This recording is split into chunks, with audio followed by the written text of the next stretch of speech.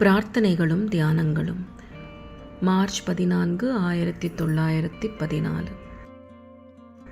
இந்த பாலைவனத்தின் மாறா தனிமையில் மாண்புடன் இலங்கும் நின் சாநித்தியத்தின் ஒரு அம்சம் இருக்கிறது.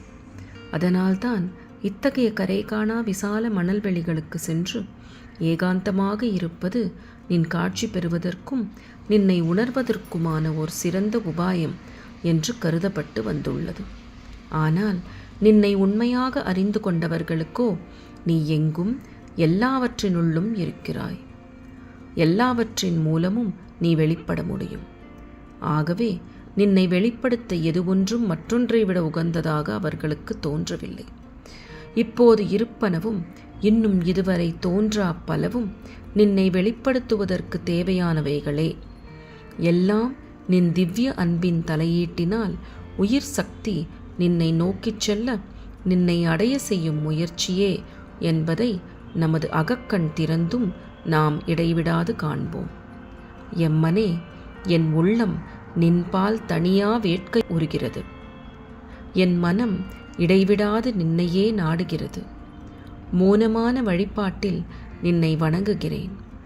நீ என் மனம் முழுவதையும் ஆட்கொண்டு விட்டாய். என் இதயமெல்லாம் நீயே நிரம்பியுள்ளாய். என் இருக்கை முழுவதும் நின் சாநித்தியமே நிறைந்துள்ளது. பிரபஞ்சம் அளவு விரிந்ததாயும் அளக்கலாகா ஆழமுள்ளதாயும் உள்ள ஒரு மாபெரும் அமைதியை நான் உணர்கிறேன்.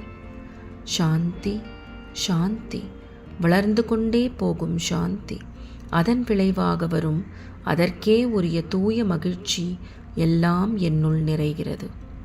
இந்த புனிதமான மௌனமான இரவுகளில் நிறைந்து வழியும் என் இதயம் நின் பேரன்புடன் ஒன்றிவிடுகிறது.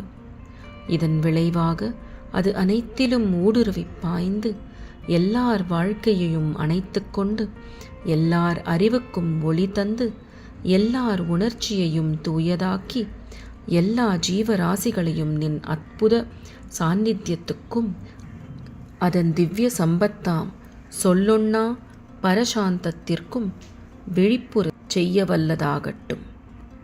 எம்மனே, இவ்வுணர்வு இவ்வமைதி ஆகிய இரண்டும் எங்களுள் படிப்படியாக வளர்ந்து நின் திவ்ய தர்மம் ஒன்றிற்கே நாங்கள் மெய்ப்பணியாளர்கள் ஆக அருள்.